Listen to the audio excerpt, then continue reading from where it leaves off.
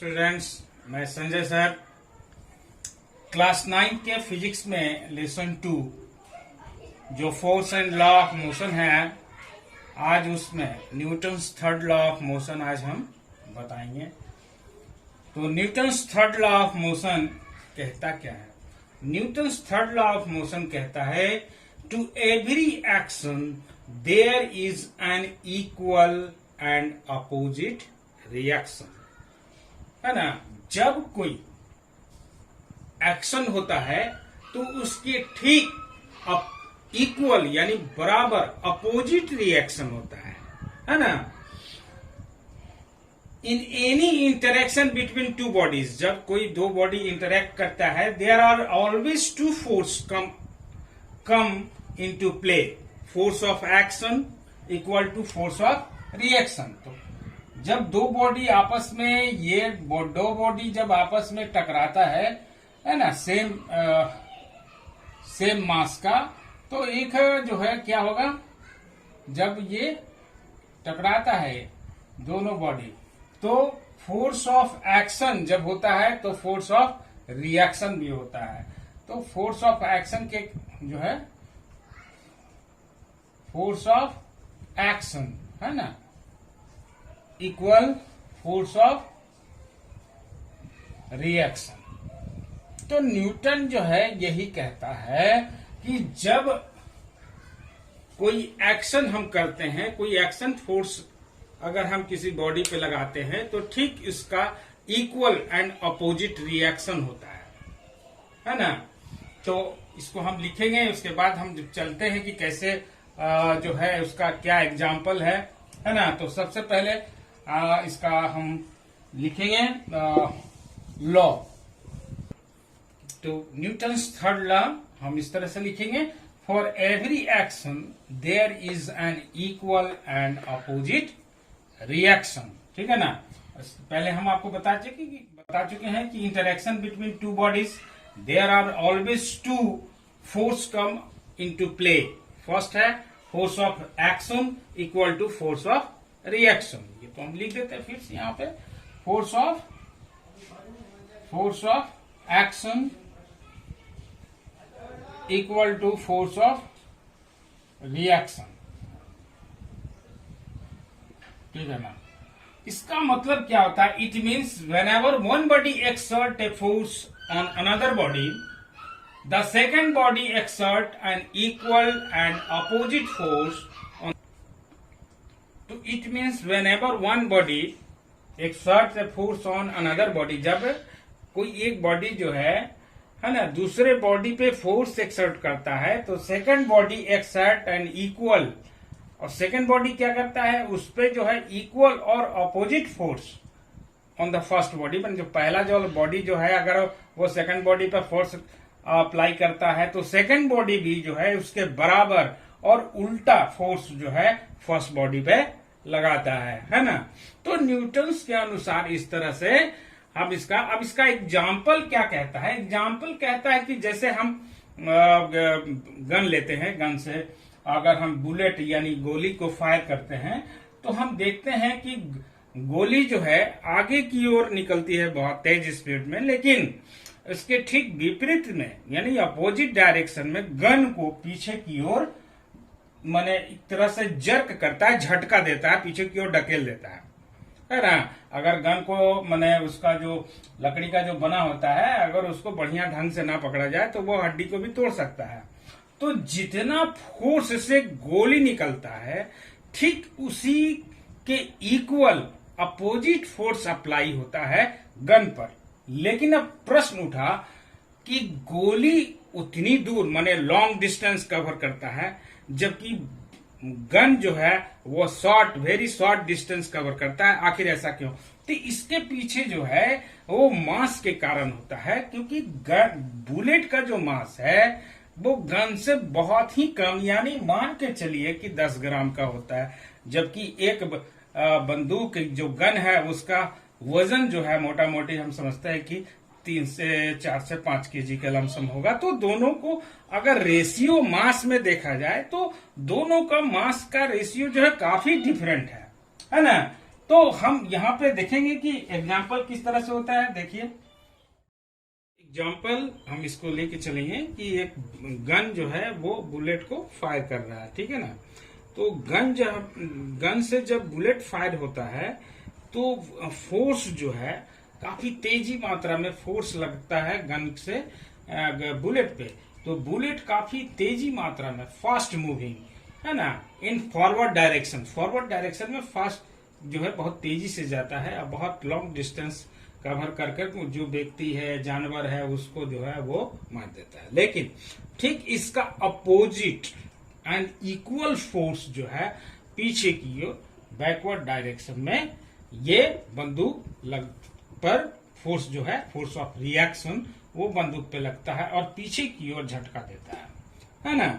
और जो गन जो चलाता है उसको है ना, गनमैन इसको ढंग से नहीं पकड़ेगा तो क्या हो जाएगा, उसको कहीं भी हड्डी वगैरह टूटने की चांस रहेगा, गिरने का चांस रहेगा, है ना।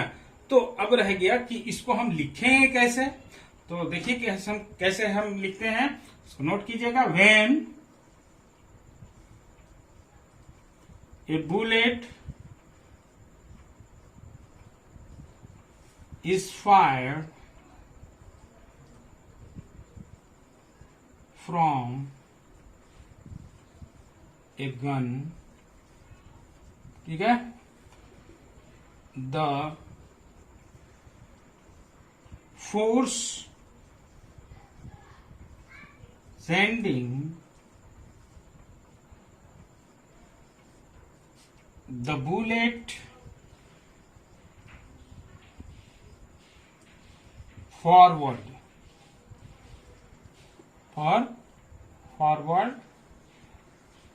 direction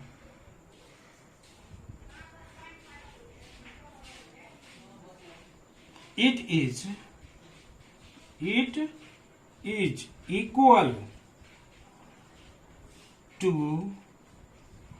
the force, है ना, force of sending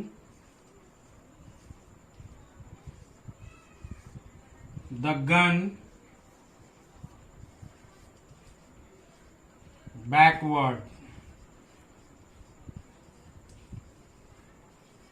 ठीक है, backward, but due to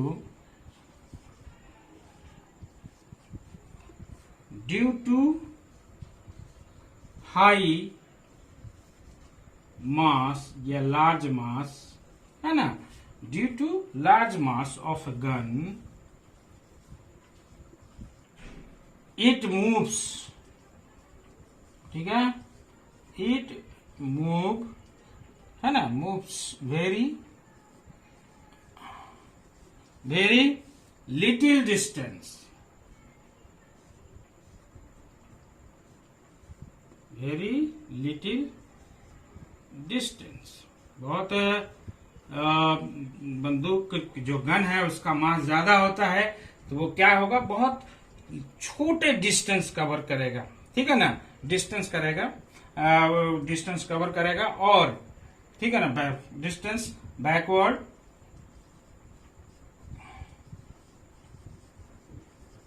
और क्या करेगा, एंड गिव, और क्या करेगा, गिव अस, हमें जर्क करेगा, झटका देगा, जर्क टू द शोल्डर रखिए, शोल्डर कंधे पे करेगा, हाथ में रखिएगा तो हाथ पे करेगा, है ना, शोल्डर ऑफ द शोल्डर, ठीक है ना।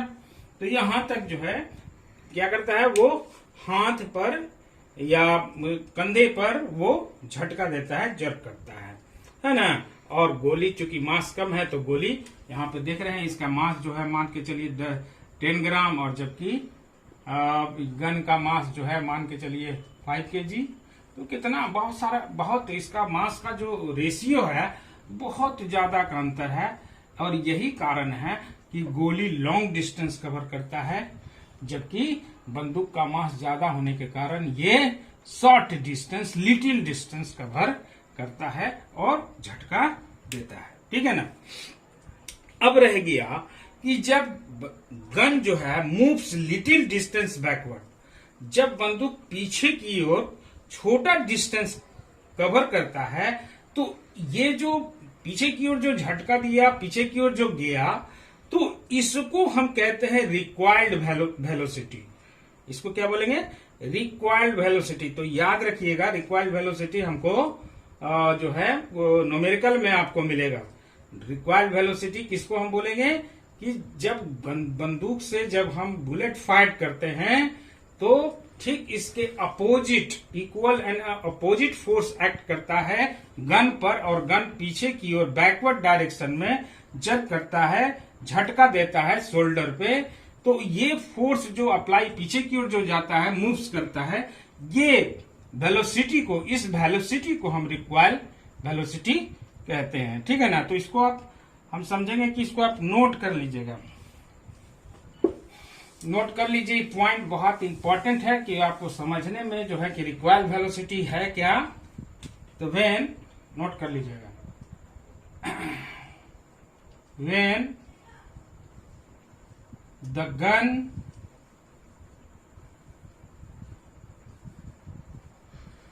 मूव्स, ठीक है, a little distance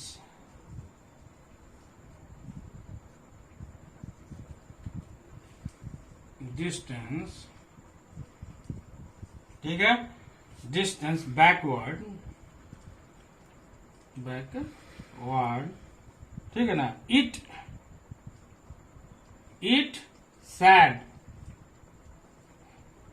said to have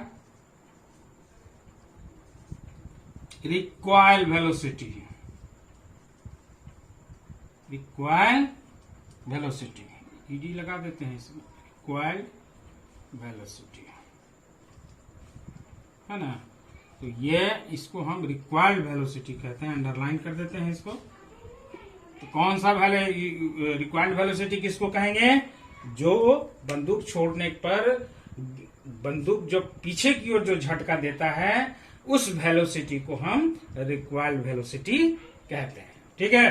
तो इसके अलावा नेक्स्ट एग्जांपल हम आपको देते हैं न्यूटन्स थर्ड लॉ पे। तो अगला जो एग्जांपल हम आपको देखते हैं, नेक्स्ट एग्जांपल जो है क्या है,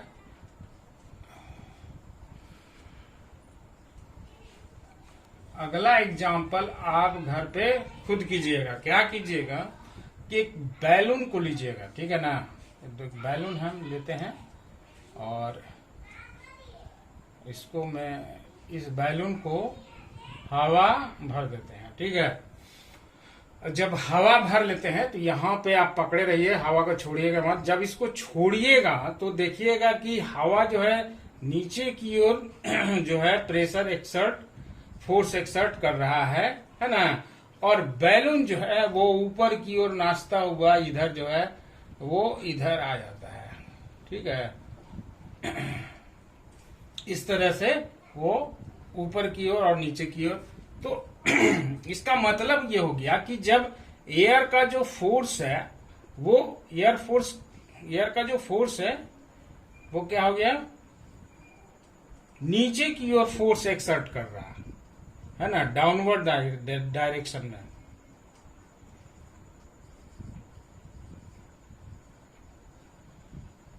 ठीक, डाउनवर्ड डायरेक्शन। ठीक है ना। और ये बैलून कहाँ गया, अपवर्ड में। बैलून जो है, बैलून जो है अपवर्ड डायरेक्शन में, अपवर्ड डायरेक्शन में ये फोर्स अप्लाई, यानी जब एक्शन हुआ तो उसका रिएक्शन ऊपर की ओर गया, है ना, जिसके चलते क्या हुआ कि बैलून जो है हवा नीचे की ओर निकला और बैलून ऊपर की ओर गया। और इसी का इसी एग्जाम्पल पे जो है हमारा रॉकेट वर्क करता है।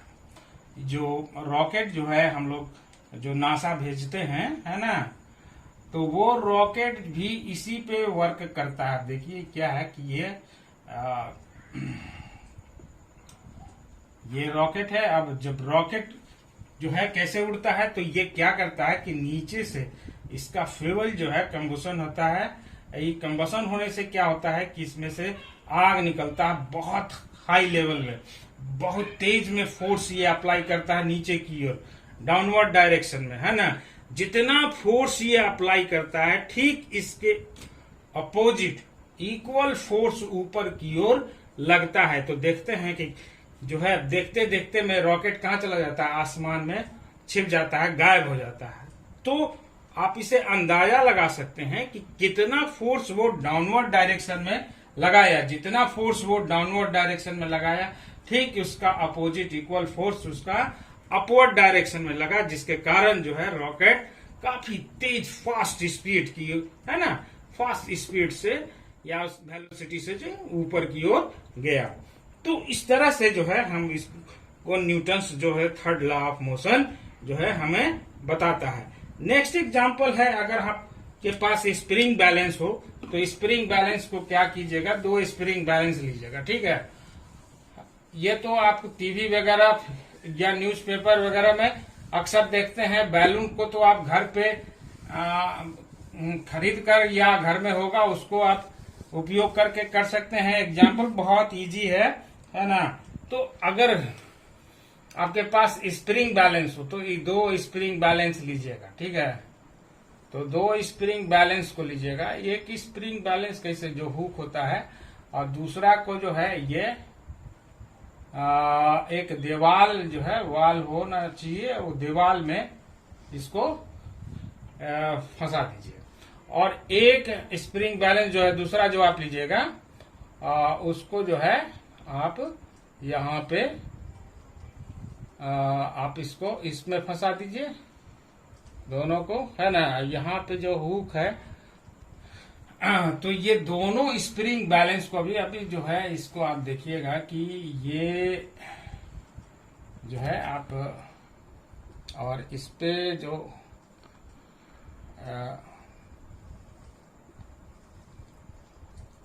इसको जब जो दोनों को स्प्रिंग बैलेंस को जब आप जो लगाएंगे, है ना, तो जब लगाएंगे तो मान के चलिए कि यहाँ से जो है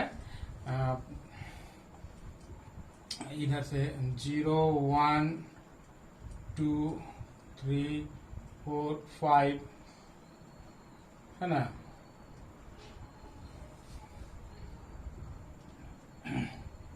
इसमें 0 1 2 3 4 5 तो जब हम ये स्प्रिंग बैलेंस है, ठीक है ना, स्प्रिंग बैलेंस,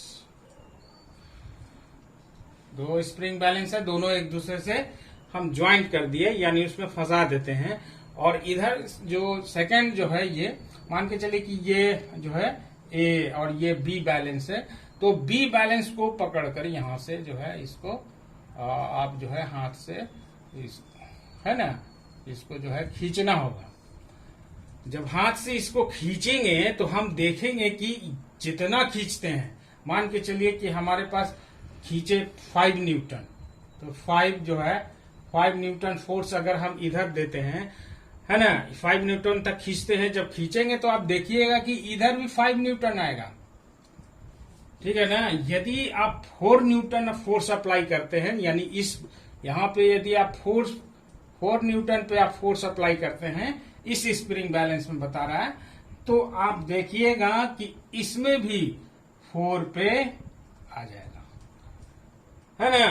तो ये क्लियर कट कहता है कि जितना फोर्स आप जो है इस पे लगाएंगे, है ना, इधर जितना लगेगा तो उधर भी इक्वल फोर्स अपोजिट डायरेक्शन में लगेगा, है ना। तो इस तरह से Newton's third law of motion का जो है वो एग्जाम्पल हम करते हैं, ठीक है।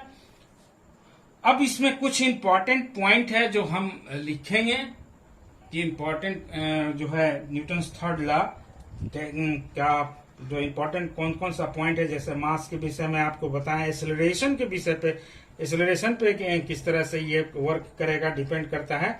तो ये कुछ इंपॉर्टेंट पॉइंट जो है आप नोट कीजिएगा। तो अब इसका इम्पोर्टेंट पॉइंट है कि जब एक्शन और रिएक्शन जब होता है ना, फोर्स एक्शन फोर्स और रिएक्शन फोर्स जब इक्वल एंड अपोजिट होता है, तो इसमें ऐसा नहीं है कि एक्सेलरेशन जो है दोनों का इक्वल होगा, है ना। कहता है कि action and reaction force are equal in magnitude but they do not produce equal acceleration in the two bodies on which action and reaction force act have the different masses। इसके कारण है कि जैसे गन में हम आपको बताएं, bullet के विषय में बताएं कि इस दोनों का जो मास जो है अलग अलग है ना। तो अलग अलग होने के कारण क्या हो गया कि बुलेट का जो इस वेलोसिटी है, जो स्पीड है, वो काफी तेज था, जबकि जो गन का जो है रिक्वायर्ड वेलोसिटी बहुत थोड़ा था। तो दोनों का एक्सेलरेशन सेम नहीं ना होगा, इसलिए नहीं होगा क्योंकि बुलेट का मास कम है और गन का मास ज्यादा है, ठीक है ना। तो यहाँ पे ये पॉइंट कम, तो acceleration produce will be more. अगर एक्सेलरेशन ज्यादा प्रोड्यूस करता है तो बॉडी हैविंग लेस मास। अगर जिस बॉडी में एक्सेलरेशन ज्यादा प्रोड्यूस करता है तो क्या होगा, उसका मास जो है आप जानिए कि वो लेस मास होगा, याद रखिएगा। और जब एक्सेलरेशन जो है लेस है तो उस बॉडी का मास ज्यादा होगा, है ना। तो ये आप ध्यान में रखिएगा कि यदि एक्सेलरेशन जो है ज्यादा है तो बॉडी का मास कम होगा, यदि एक्सेलरेशन कम है तो बॉडी का मास ज्यादा होगा, है ना। ड्यू टू उसका मास के कारण उसका एक्सेलरेशन जो है कम होता है। तो Newton's third law of motion, इस तरह से बहुत सारे जो है हमारे वर्क न्यूटन्स थर्ड लॉ पे बहुत सारा हम लोग वर्क करते हैं और साइंटिस्ट भी करते हैं, है ना। अब देखिए कि हम लोग जो है चलते हैं, वॉक करते हैं, तो रोड पे जब चलते हैं तो आपको पता होना चाहिए कि आपका जो शूज का जो सोल है वो घिस जाता है। क्यों घिस जाता है, उसके पीछे कारण क्या है? तो कारण ये है कि जैसे ही हम आगे की ओर फॉरवर्ड डायरेक्शन में जब हम जाना चाहते हैं तो पैर से क्या करते हैं, ग्राउंड को पीछे की ओर बैकवर्ड डायरेक्शन में उसको ढकेलते हैं। जब हम बैकवर्ड डायरेक्शन में ढकेलते हैं और अगला पांव को आगे की ओर निकाल के रखते हैं तो क्या होता है कि हमारा शूज जो है उस पीरियड में घिस जाता है और तभी जाकर हम आगे की ओर बढ़ते हैं। एक क्वेश्चन एराइज करता है, why it is difficult to walk on the slippery road, है ना। चिकना रोड पे चलना बहुत कठिन होता है, क्यों?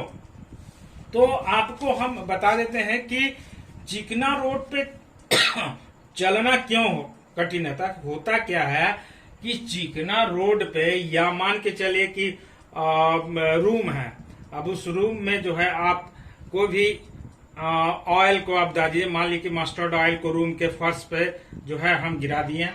पहले रूम पे हम चल के देखें, बहुत इजी वे में चले। अब उसमें क्या किए कि हम मस्टर्ड ऑयल का जो है चारों तरफ गिरा दिए, फैला दिए।